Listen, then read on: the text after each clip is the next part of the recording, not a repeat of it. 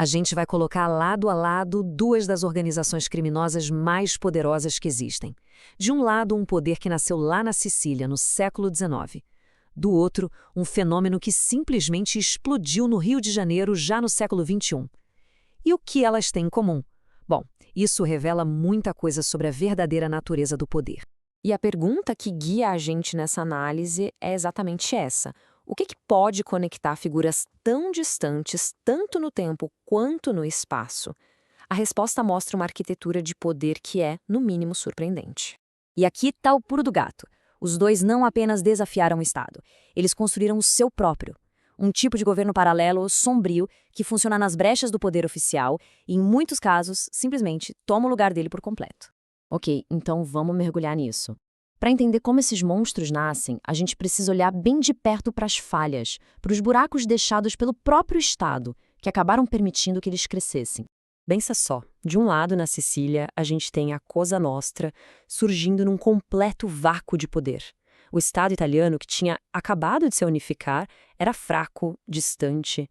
Aí os mafiosos se apresentam como homens de honra, os únicos que podiam garantir alguma ordem. Já do outro lado, no Rio, as milícias não nascem da ausência do Estado, mas do contrário, do excesso de violência descontrolada dele, evoluindo direto dos esquadrões da morte da época da ditadura. E os dois grupos, olha só, construíram sua legitimidade inicial em cima desse mito, a ideia de que eles ofereciam proteção. Uma promessa de ordem, claro, mas uma ordem que era entregue na base da violência e da extorsão. E é aqui que a gente vê a diferença crucial. Lá na Sicília, o Estado era fraco, era infiltrado, cúmplice.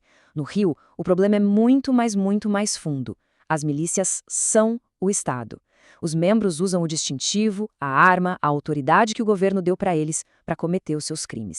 Certo, vamos avançar um pouco e ver como essa estrutura toda se financia. Porque a base de poder desses dois grupos é o controle econômico absoluto dos territórios que eles dominam. O modelo clássico da máfia é o famoso piso. Mas não se engane, não é só sobre o dinheiro. É um ritual de lealdade forçada, sabe?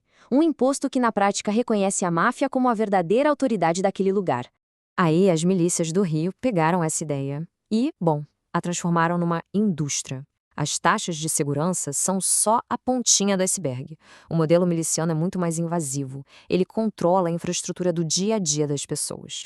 Esse quadro deixa a diferença bem clara. Olha só a máfia, na primeira coluna. O alvo principal são os comerciantes e a grana vem da extorsão. Eles se infiltram na economia. Agora olha para as milícias. O alvo são os próprios moradores e a renda vem do monopólio de serviços essenciais. Eles não se infiltram, eles controlam a vida diária. E o nível de detalhe desse controle é simplesmente assustador. Eles monopolizam o botijão de gás, a internet clandestina, o transporte de van, até o fornecimento de água. Em algumas áreas, chegaram a cobrar taxas sobre a farinha que as padarias usam para fazer pão. É o controle total sobre o custo de vida.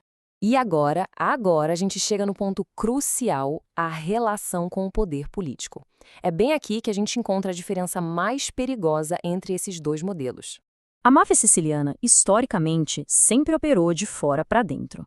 A estratégia dela era infiltrar e corromper o sistema político que já existia. Ou seja, existia uma linha de separação, mesmo que ela fosse meio borrada.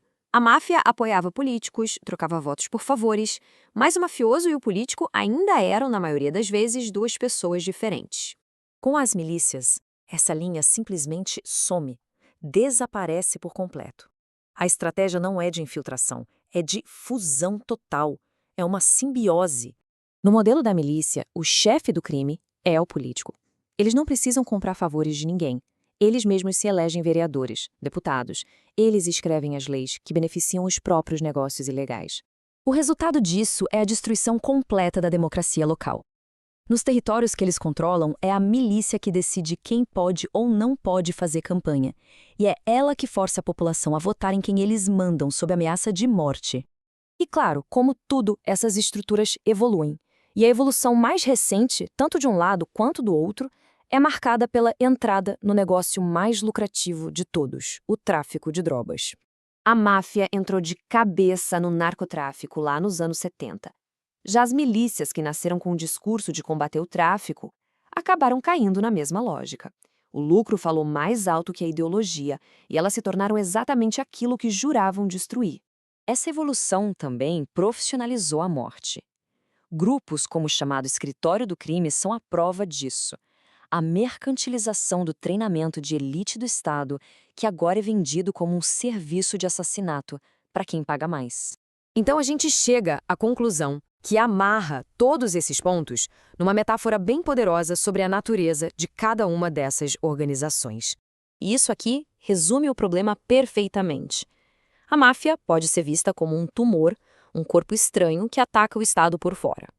Já a milícia, a milícia é como uma doença autoimune. São as próprias células de defesa do Estado que se voltaram contra o organismo social. Isso torna o combate a ela infinitamente mais difícil. Hoje em dia, a máfia italiana age de um jeito bem mais discreto, focada em corrupção, em finanças.